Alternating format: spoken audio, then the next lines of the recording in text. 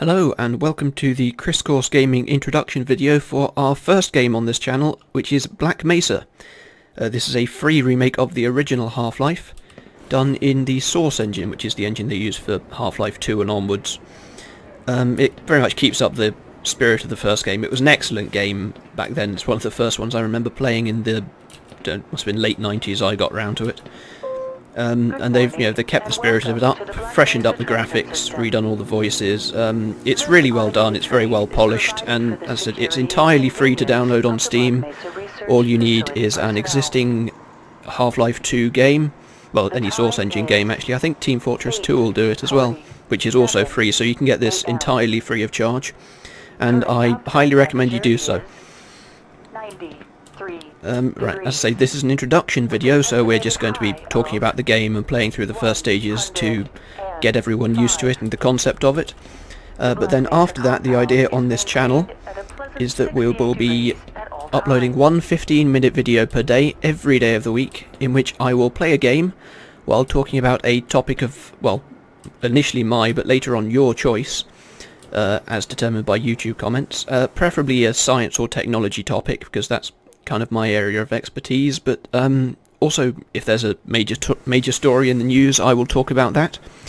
I'll try to record the videos fairly close to when they're being uploaded, within a day or so I can keep up to date with the latest stuff rather than lagging a week behind. This train is inbound. But yeah, it won't just be talking about whatever the chosen topic is. I'll be commentating a bit on the game as well, as is appropriate. And we'll see how it goes as to the ratio between the two. Maybe I'll choose to focus on just one later, but we're trying this out initially. Let me know what you think. I'm open to feedback, open to changing things. Yeah, tell me what you think. Yeah, that's a casual missile, by the way.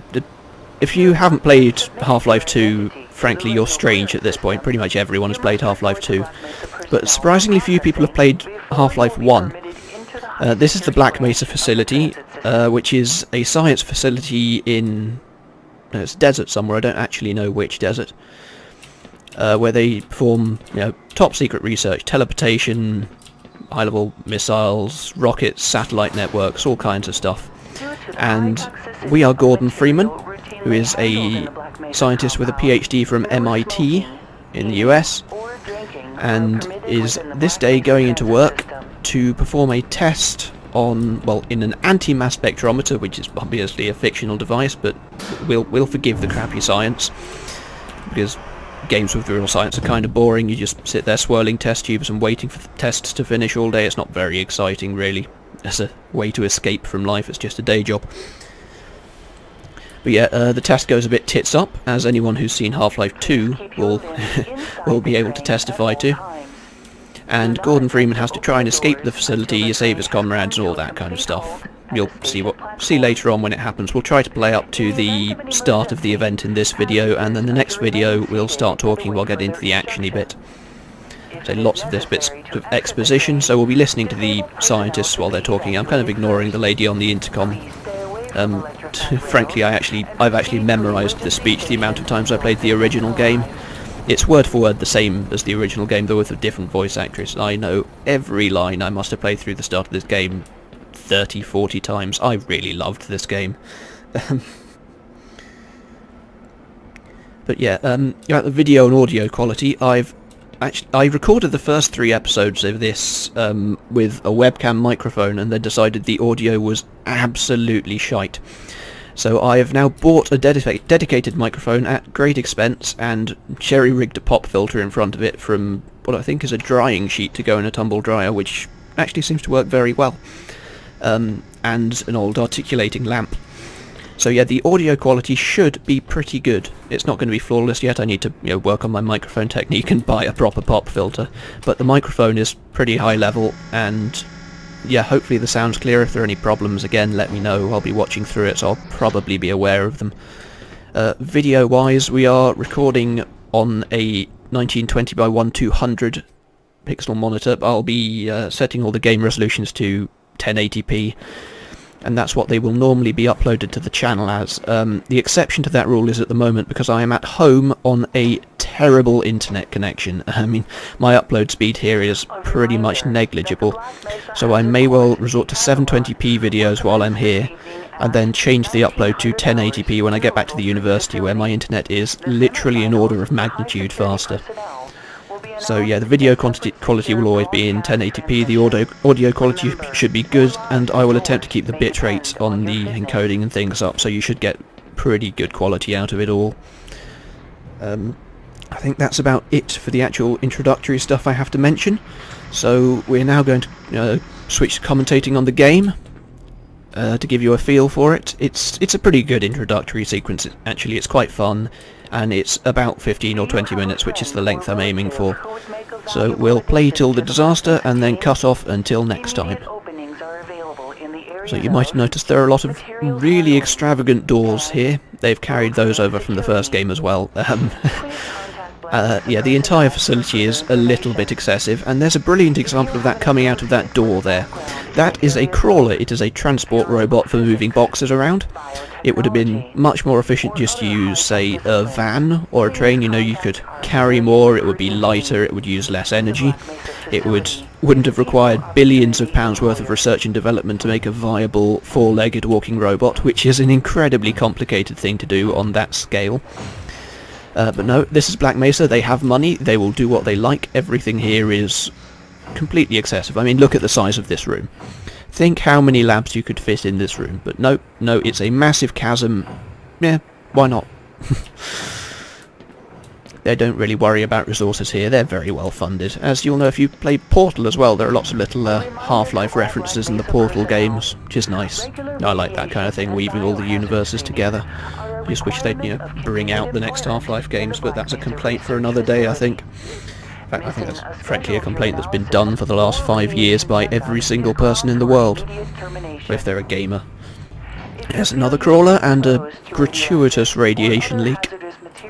And that fellow over there you will recognise as the G-Man if you played any Half-Life game at all. He is central to the plot in a way that, well, we don't really know how, because that's meant to be revealed in the last couple of games, which they seem to have given up on.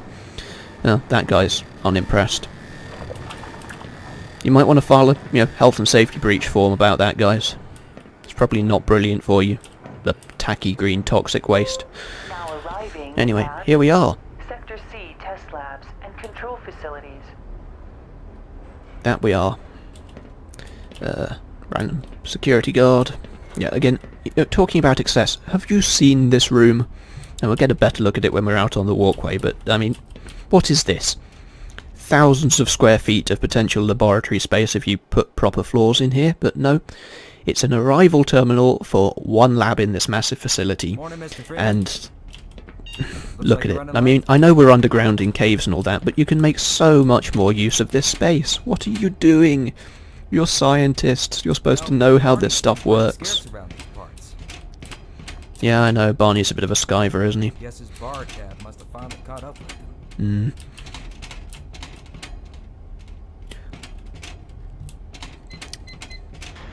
Thank you. More gratuitous doors. This is not necessary at all. Hello? Aw, man, you cut the ponytail. Yeah, apparently in this universe, Gordon Freeman had a ponytail, which he conveniently cut off on the day of the accident, so they didn't have to retcon it into every Half-Life game from now onwards. Quite like to see him with a ponytail, you know. Hey, Mr. Freeman. Good morning. I had a bunch of messages for you, but we had a system crash about, 20 minutes ago, and I'm still trying to find my files. I'd recommend the C drive. One of those days, I guess. Normally where you put your files. Also having some problems down in the test chamber too, but I think that's all straightened out. They told me to make sure you headed down there as soon as you got into your hazard suit. Thank you. Right, let's head over, but not before seeing if we can still do this. We could in the first game get him sacked by triggering the alarm. What are you doing still running around up Hee there? hee hee. What the hell is going on up there? My horoscope was correct. Someone pulled his firearm or something. Whoops. Good morning, Dr. Freeman. Good morning, generic scientist man. System seems to be online now. Those TPS reports have gotten progressively worse. Hard to find good help these days. TPS reports is a reference to Office Space. If you haven't seen that film, I highly recommend it. It's a hysterical film about being an office worker, basically. Yeah, Morning, it's champ. morning. There is some plot to it, but it's very funny. Old film, but highly worth watching. Here. What the hell? Whoops. Sorry, guys. But you're going to eat that. You think you can fix the vending machine too, college boy? I'll give it a go. We will never hear the end of this. Yeah, you best make like an atom and split. Make like an atom and split, indeed. There are lots of little science jokes in here. I'm going to take the mini particle accelerators.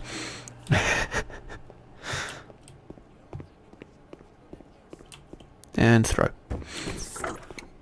Why do we all have to wear these ridiculous ties? They're stunning. Just wondered, this is the toilet? Hello. Toilet paper. Oh, that's a problem. Some over there. Can I pick it up? Can I get it? Can I? Oh, that's a nice touch. Hello? Hello? Hello? Hello? Could somebody get me some toilet paper? Certainly. There you go. Oh, thank heavens. I'm in dire need of some toilet paper. See? Lots of little touches they've put into this game that, really add a bit of personality to the opening scenes.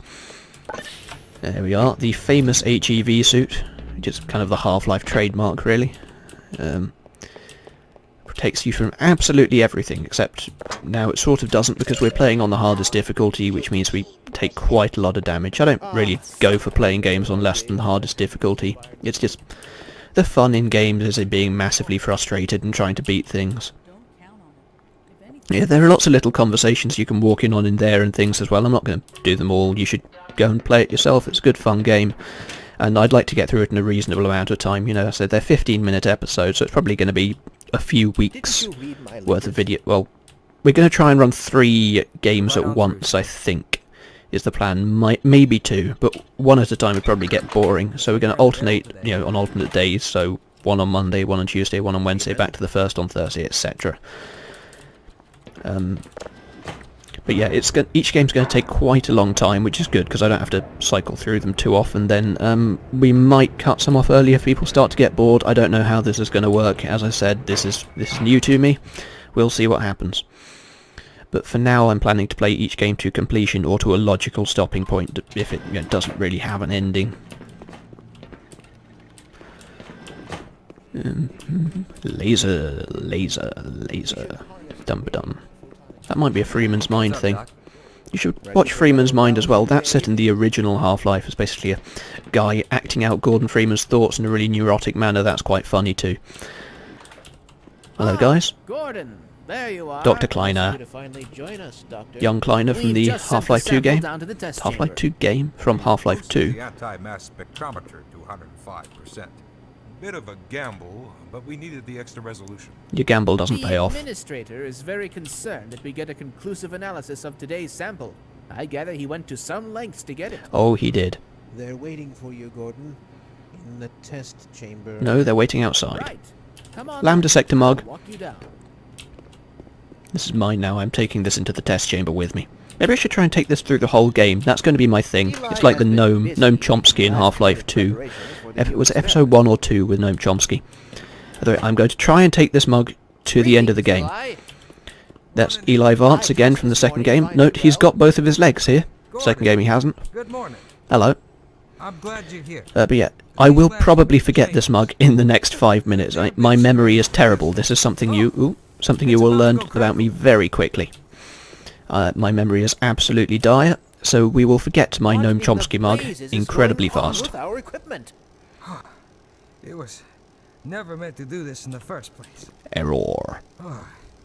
It's nothing we can't handle ourselves, Eli. Yes, Run along, Gordon. you look We'll be shiftily with- in my direction while killing everyone in the facility by not reporting the ridiculous problem you just encountered. Here we go. Come on. Down we go. Right, it's probably going to disappear in this lift, actually, isn't it? I imagine they've rendered the holes in the floor. This could take a bit longer than I anticipated. You've got about 3 minutes till I fire this thing up, so... Oh, blimey, that nearly fell through. Here we go. Come on. There we are. I'm going to save quickly. We're nearly there, actually. Hi, Becquerel's ghost. The radiation level is off the charts. For those of you not physically inclined, the becquerel is a unit of radiation exposure, hence by Becquerel's ghost. Yeah. Physics jokes. Hello? Can you let me in, There you please? are. Everybody's been looking for you, hombre. Why are you calling me hombre? You're clearly not Ah, here he is. Excuse me? Oh no, you can't take the mug in there. Oh, invisible mug wall. I'm going to leave it outside and hope it's still there when I come back. That might be the end of Mug Chomsky. We'll be deviating a bit from standard analysis procedure today, Gordon. Okay. Yes. Why was he fiddling with this? This is clearly not plugged in. I mean, it's off. What was he doing? Also, why has it got a microwave on it? Potentially the most Standard blinky light unit. Well, now, as long as we follow standard insertion. Go on, can anyone find a meaning behind that string of numbers? I don't know. I'm how sure there is to one. do that. They tend to do that Although kind I of will thing. admit that the possibility of a resonance cascade scenario is extremely unlikely. Anyway, yeah. I just don't feel Gordon com- doesn't need to hear all this. He's a highly trained professional. That I am. We've assured the administrator that nothing will go wrong. Yes, you're right. Gordon, we have complete confidence in you. Good, let me in. Well, go ahead. Let's let him in now. I like the way it takes 2 people to let you into this test chamber, but not into the control room up there, where you can actually do all the damage. You know, in here all you can do is start the rotors. And frankly, I have no idea why that's not in the control room. It's a plot important MacGuffin.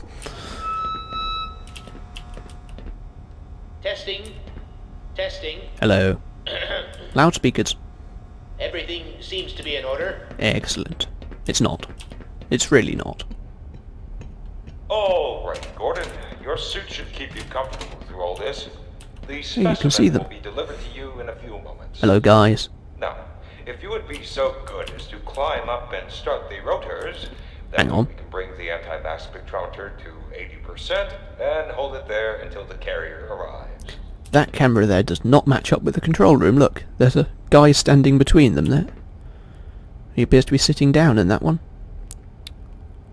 Also, why is the noise just scrolling up the screen? Oh, maybe that's an illusion. I don't know. Rotors.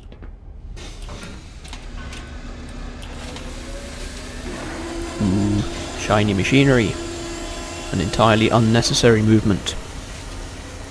You know, 2 things that scientists really design their machinery for. Actually, lots of science machinery is quite shiny, just not glowy. Right, let's pop downstairs. I'm seeing predictable phases. No, what? Both buttons made me go up there. Down and up made me go up the ladder. Stage 2 emitters activating. Cool. Yeah. And more shiny glowy stuff. Gordon, we cannot predict how long the system can operate at this level, nor how long it will take. Please, work as quickly as you can. I would love to, but you haven't sent me my sample. To 105%. It's probably not a problem. Oh, it is. Probably. But I'm showing a small discrepancy in... Well, no. It's well within acceptable bounds. Sustaining sequence. We've just been informed that the sample is ready. Aha, there we Should go. be coming up to you at any moment. Making a bit of progress. To the delivery system for your specimen. Yes, I know where the delivery system is. I have done this quite a few times before. I'm Gordon Freeman, this is my job. And... that's a good sign, right?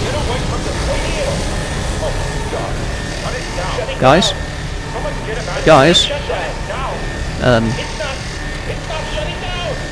Please shut it. Guys? Guys? Guys? Oh dear. Nor's last thoughts should be of home.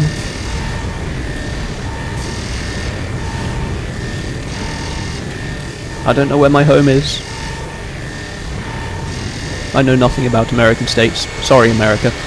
When you can name our counties, I'll learn your states.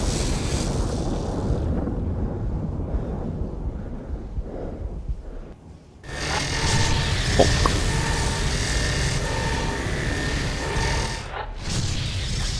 Hello, welcome to Zen. And people who played Half-Life 2 but not Half-Life 1 The Vortigaunts aren't friendly in Half-Life 1. Half-Life 2, they are your allies. They are most certainly not your allies in this. They will murder the hell out of you.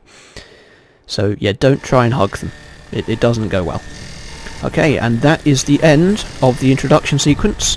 And so I will end this video. The second video will be up soon, which will also be in this game, I think. I'll do a few episodes of this before I do the introduction for the next game. And next time we will have a topic to discuss. So I will see you then. Goodbye.